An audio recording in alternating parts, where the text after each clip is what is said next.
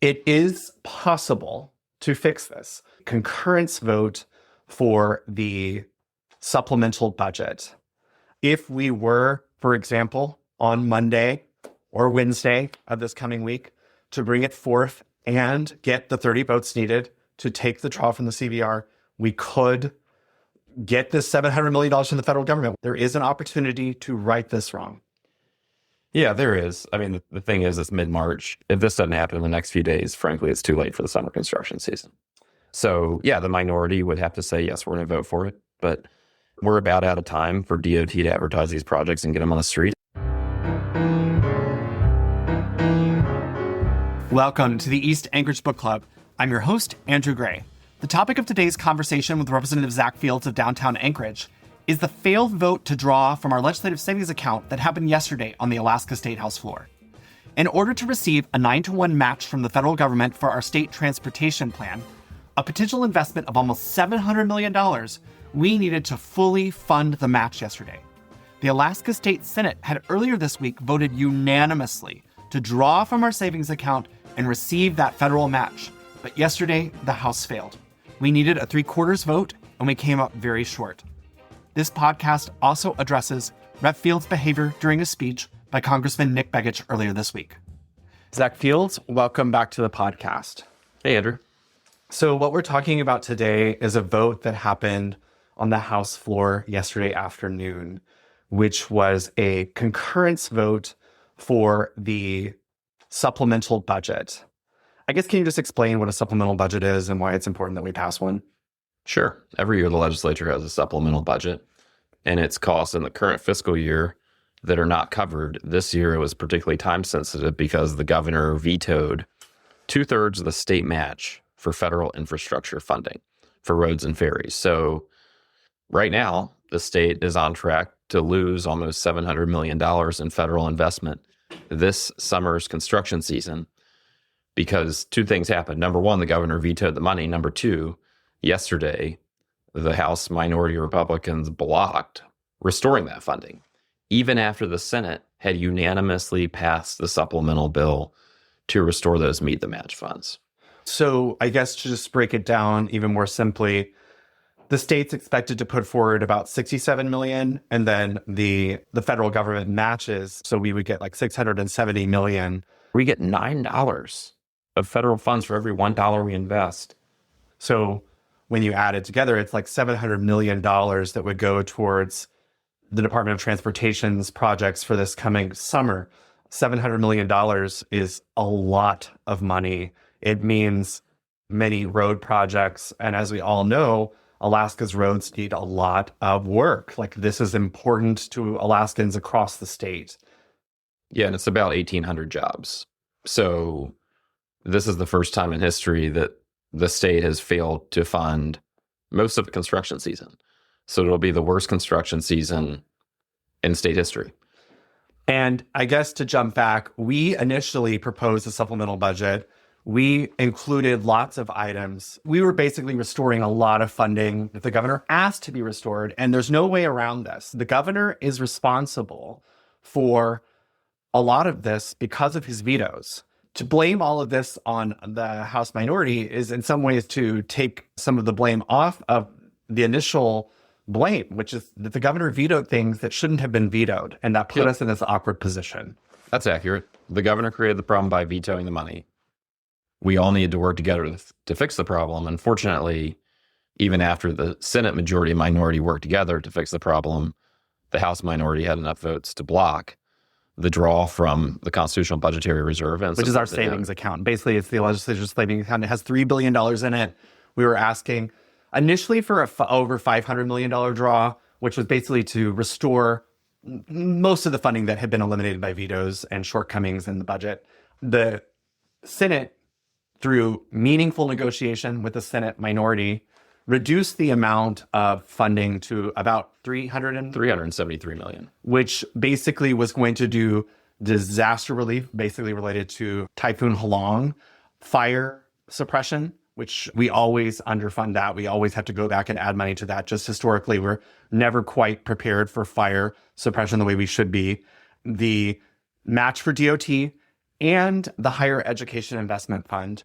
Yeah, and let's just cover that for a second. So again, what was normal about this year's supplemental?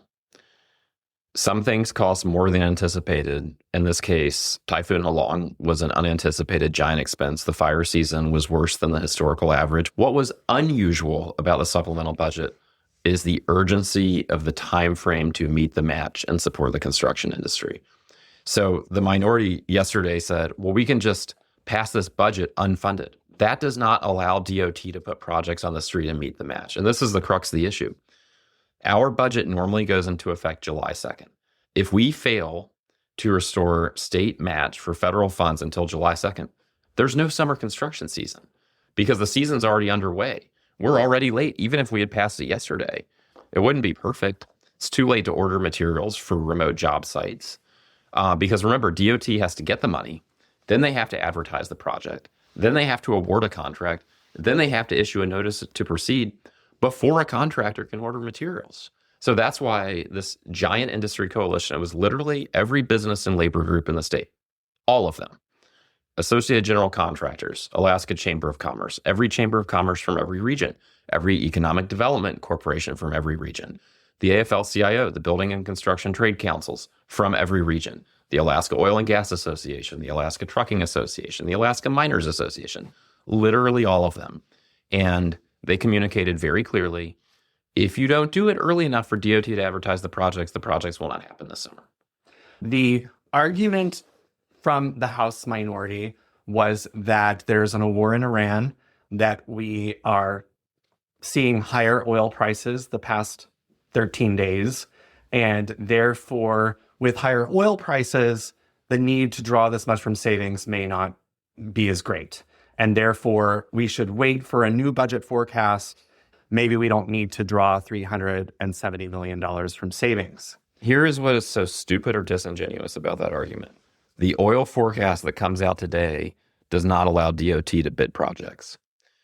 Their argument is, let's wait and see how much money comes in over the next 3 months to see how much we can pay from savings and how much we can pay from incoming revenue from oil. That is such a stupid argument because guess what? That's what our bill does. That's the structure of it.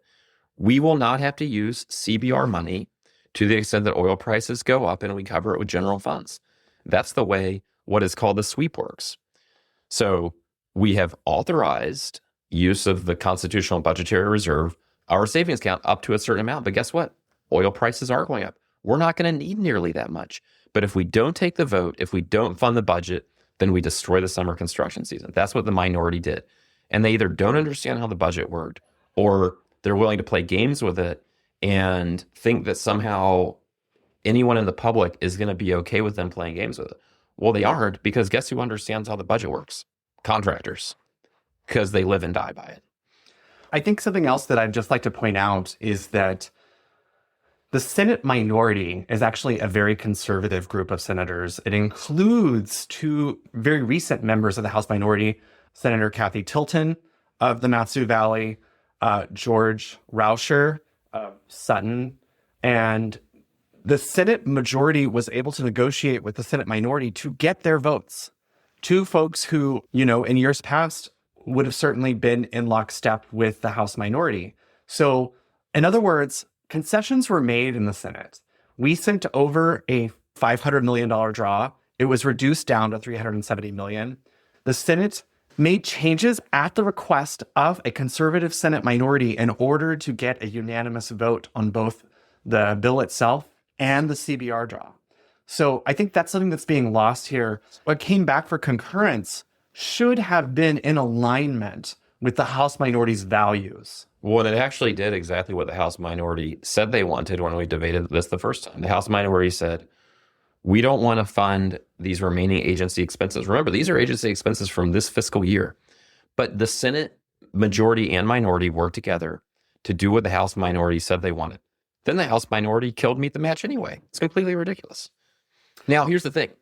Sometimes you get inside the Capitol bubble caucus politics. And I think a lot of members of the House minority really don't understand the gravity of their mistake.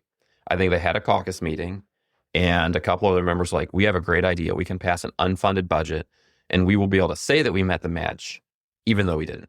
And I think they had a little bit of a, herd mentality, but this was the biggest mistake economically and politically that I've ever seen a group of people make in the Capitol.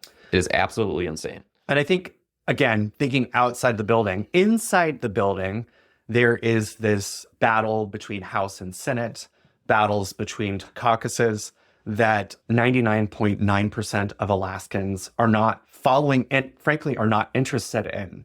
But there was this gamesmanship that the House minority wanted to show the Senate who's boss and say, hey, we're not just going to fall in line with whatever you send over. We feel excluded from this negotiation, and we're going to show that we must be included at any cost. Even though the Senate did exactly what the minority said they wanted. Well, I guess what their pushback on that is that they wouldn't have included restoring funding to the higher education fund. That's what they would say. Yeah, and so they don't support payment of performance scholarships. I mean, what they wanted was elimination of the agency ads and elimination of this thing that sounds bureaucratic. It's called headroom, which is basically making sure that an agency doesn't run out of money in June of the current fiscal year after the legislature has adjourned. It is worth, by the way, stepping back and realizing a few years ago, no one politicized the CBR vote for a supplemental budget. This idea that someone is going to politicize a CBR vote for a supplemental budget is crazy. And they've started doing it. And they picked the craziest year to do it because not only are they politicizing a CBR vote for a supplemental budget, again, these are agency operations in the year we're in, they also just destroyed the summer construction season. They picked the weirdest time to be terrorists. And I'll say I had a podcast with Brian Fector, who was the former deputy commissioner for the Department of Revenue. And he has since gone on to work for Washington State's government and working with the Idaho state government. And from his perspective, Alaska does these very stupid things. He's like, no other state politicizes effective date clauses or these sort of pro forma votes that in any other state would never have controversy. And yet it will shut the Alaska state government down because there's all of this gamesmanship about who's in control, who must be heard, who must be included. And it is at the detriment of everyday Alaskans. It is at the detriment of the state. Yeah. It is embarrassing. Yeah, contractors, construction workers, they don't care about caucus lines. They don't really care about political party. They care about really basic things like, hey, did you provide a state match where we get $9 of federal funds for every $1 we invest to support a construction industry? Why on earth would you not do that? That's insane. Well, that's what the minority just did. So I think we both agree that this was a big mistake by the House minority. It was economically very destructive, but I don't think the minority has realized what a political miscalculus it was, because they just took their historic donor base and supporters. Almost all these companies are run by conservative Republicans, and the House minority just stabbed their base in the back and said, sorry, construction industry, oil and gas industry, go die. I've already said that 99.9% of Alaskans do not know about nor care about interpersonal drama in this building. However, interpersonal drama does exist in this building. It does affect the way people behave. And I think this week we did have interpersonal drama. I just want to address it briefly. There was what the House minority felt was absolutely terrible behavior on your part, Zack Fields. When U.S. Congressman Nick Begich was speaking, you held up a sign, "Ice out. This is forbidden by our rules to use any sort of props on the floor." There was interpersonal drama because you hadn't adequately apologized for your behavior. And I think that inhibited some negotiations and made it difficult for them. I don't know how you respond to that. They voted against this before that happened, and they voted against me at the match after it happened. It made, unfortunately, no difference. The other area where they've been obstreperous is they voted against extending the disaster declaration for Typhoon Halong a month ago. There was a lot of debate about that. And they voted against it this week by the same margin. You can look at votes before and after and that. The whole Begich thing, I don't think it made a lick of difference, unfortunately. Their votes this year have been obstructive. And that is unfortunate because I think there's a lot of well-intentioned people in the House minority. And I think they have gotten sucked up into a groupthink that is certainly not in the state's economic self-interest, but it's also not in their narrow political self-interest either. I'm giving you the opportunity very briefly to just address the Nick Begich situation because you haven't adequately addressed it. I mean, can you maybe it's a convenient excuse, but at the end of the day, we vote on issues every day on the floor based on their merits, and the notion that a member would vote on some separate issue because they're aggrieved at some other member for something that happened in the past is just not how people actually vote. It's not. Zach, I'm just asking you to just say like, hey, I'm sorry that I held up a sign during Nick Begich's speech. Yeah, I am sorry I held up a sign because that was the wrong way to hold Nick Begich accountable. It is possible to fix this. Concurrence vote for the supplemental budget. We have sent the bill to rules. We can bring it back to the floor. We have one chance to redo the vote. One chance to redo the vote. If we were, for example, on Monday or Wednesday of this coming week, to bring it forth and get the 30 votes needed to take the draw from the CVR, we could fund all of these supplemental items. We could get this $700 million from the federal government. We're almost out of time, but we're not completely out of time. There is an opportunity to right this wrong. Yeah, there is. I mean, the thing is, it's mid-March. If this doesn't happen in the next few days, frankly, it's too late for the summer construction season. So, yeah, the minority would have to say, yes, we're going to vote for it. We realize we made a giant error and we're going to fix it, but we're about out of time for DOT to advertise these projects and get them on the street. And to be honest, looking at the minority's behavior, I think they're interested in just being obstructionists at every opportunity. And that is massively destructive in terms of the economy. And they're going to reap the political consequences of that kind of profoundly short-sighted decision-making. So I guess just in summary, there is still the slim chance that we could do something early this coming week to address what is really a tragedy for everyday Alaskans, which is the lack of a construction season in our state because of what I believe is a misguided, short-sighted vote by the House minority. That's it. It's a tragedy. Well, hey, thanks so much for being on the show. You bet. Thank you, listeners. If you like what you heard, please subscribe, rate, and review us. To contact me, email rep.andrew.gray@akelec.gov or call 907-465-4940.